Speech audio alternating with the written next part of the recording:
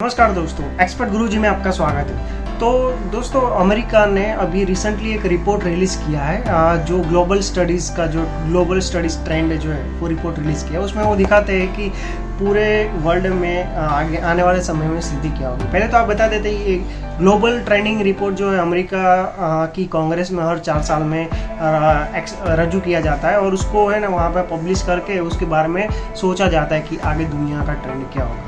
जैसे कि अभी का जो सिनारियो है भारत और पाकिस्तान के बीच में, तो उन्होंने ग्लोबल ट्रेंड के रिपोर्ट के हिसाब से आने वाले समय में भारत और पाकिस्तान के बीच में युद्ध होने की संभावना है।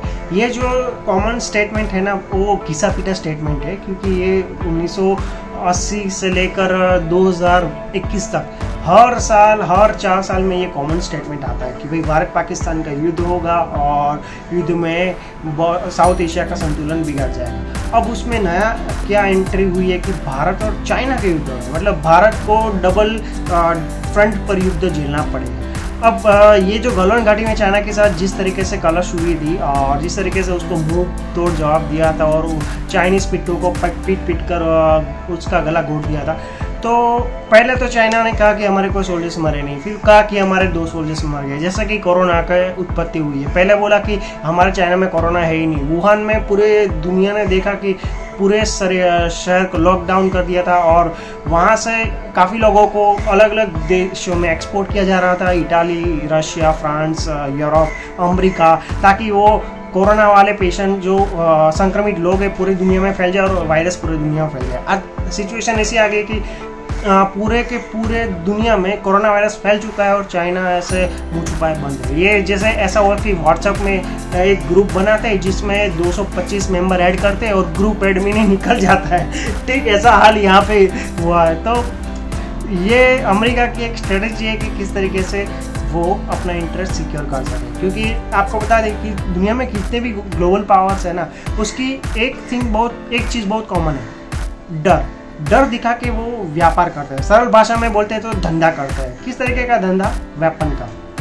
अब उसका क्लासिक एग्जांपल दिखाते हैं कि जो अमेरिका है ना, उसने अफ्रीकन देश से मिडिल ईस्ट है, भारत है, सबको डर का दिखा के अपने हथियार बेच रहे। जैसे कि रशिया भी कोई दूध का धुला हुआ नहीं है। उसने भी क्या किया, अमेरिका का जो है वो डर दिखा के भी अमेरिका पाकिस्तान को सपोर्ट करता है, हम आपको सपोर्ट करेंगे, ऐसे करके पिछले 70 सालों में भारत ने रशिया के पास से बहुत सारे बिलियंस एंड बिलियंस डॉलर के हथियार खरीदे।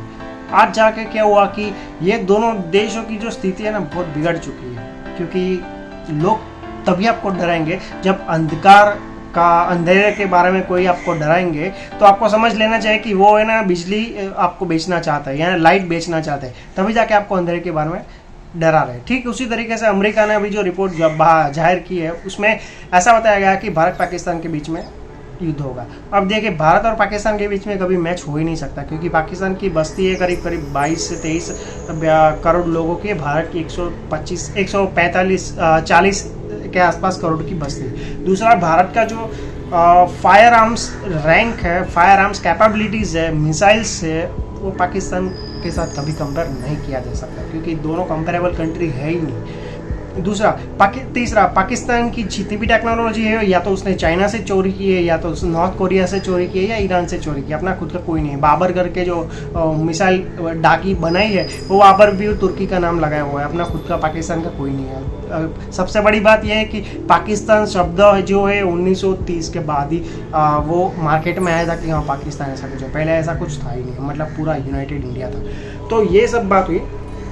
अब सिचुएशन अभी ये है कि जो वर्ल्ड है करीब करीब 2 गुटों में बढ़ गया है। एक है अमेरिका और दूसरा है एंटी अमेरिका। अमेरिका के बेड़े में है, पहले पाकिस्तान था, अभी पाकिस्तान नहीं है, अभी अमेरिका के बेड़े में भारत आ गया, क्योंकि अमेरिका को लगा कि अब चाइना जो है अमेरिका को धमकी दे रहा है और इकोनॉमिक चैलेंज दे रहा है और फायर आर्म्स में चैलेंज दे रहा है, तो पाकिस्तान का हमारे जो कोस में है कोई काम नहीं है, चलो लात मार के भगा दो। तो उसने लात मार के भगा दिया और इंडिया को उसमें ऐड कर दिया, ताकि उसी के अंतर्गत जो क्वाड जो समिट है वो क्वाड समिट वहाँ पे शुरू हुई। क्वाड मतलब क्या है कि चार जो देश है, बहुत बड़े देश है, अमेरिका, इंडिया, जापान और ऑस्ट्रेलिया, वो उसने साउथ एशियन कंट्रीज़ में एक एसोसिएशन बनाया कि हम जो है चाइना को मुंह तोड़ यहाँ पे जवाब देंगे, जो कि अच्छी बात है क्योंकि चाइना की जो गतिविधि है उससे लगभग उसके सारे पड़ोसी देश परेशान है।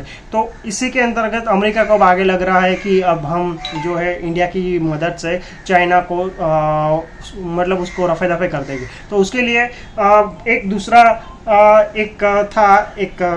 दूसरा पॉइंट रखना जरूरी था कि इंडिया को क्यों चाहिए कि वो अमेरिका से हथियार खरीदे, क्योंकि पहले इंडिया प्रो रशिया था, उसको प्रो अमेरिका होना चाहिए ऐसा अमेरिका सोचता है, किंतु ये उसकी सबसे बड़ी गलती है। भारत का जो सबसे बड़ा अभी हथियार सप्लायर देश है वो बन गया है फ्रांस, उसके बाद है इजराइल, फिर उसके बाद मोर और लेस आता है रशिया और उसके बाद अमेरिका।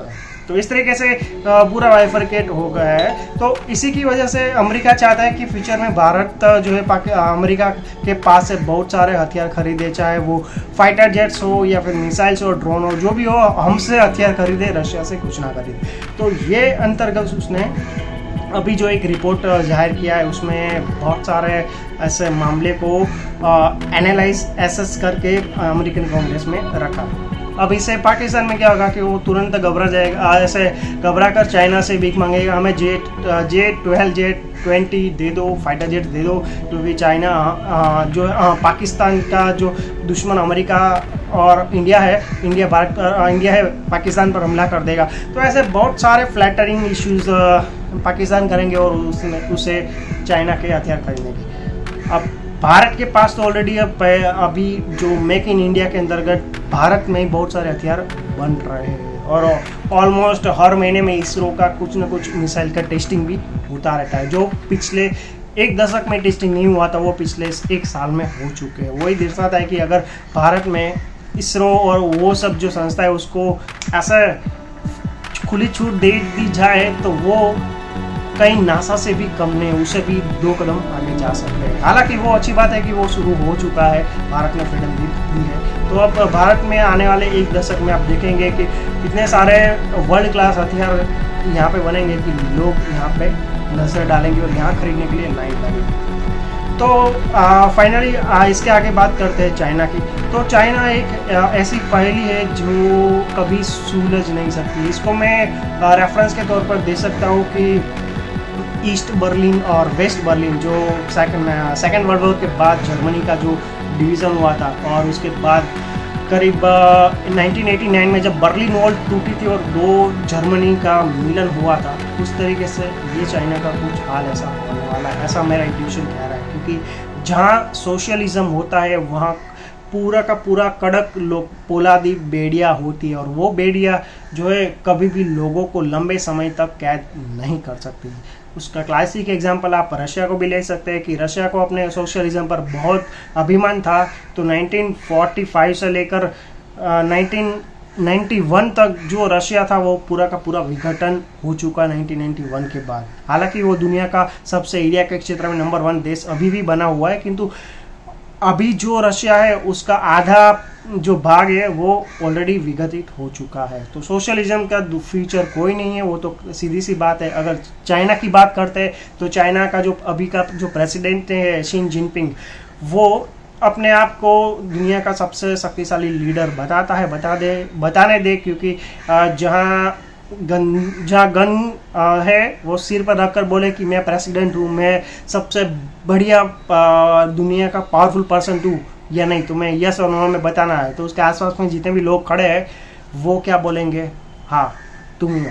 तो ठीक है, उसी तरीके से चाइना में भी हो रहा है। तो आने वाले समय में देखते हैं कि चाइना का क्या हाल होना है। वो एक बात तो तय है कि जो नंबर के मामले में जिस तरीके से वो मैनिपुलेशन करता है दुनिया में, आने वाले समय में इसका कोई ब्राइट फ्यूचर नहीं है। क्योंकि अभी सारे के सारे दुनिया के देशों ने देख लिया है कि कोरोना की जड़ चाइना है। चाइना ने पूरे वर्ल्ड में कोरोना को एक्सपोर्ट किया है और उसकी वजह है कि पूरे वर्ल्ड की जो इकोनॉमी है ऐसे लुढ़क चुकी है और ऐसा में कोई भी देश उस देश को नहीं छोड़ने वाला जिससे यहाँ की उत्पत्ति हुई। दोस्तों, आपका ये इन्फॉर्मेशन कैसे लगी कृपया कमेंट करके कमेंट बॉक्स पर अपनी राय जरूर बताइएगा। Thank you very much for watching this video.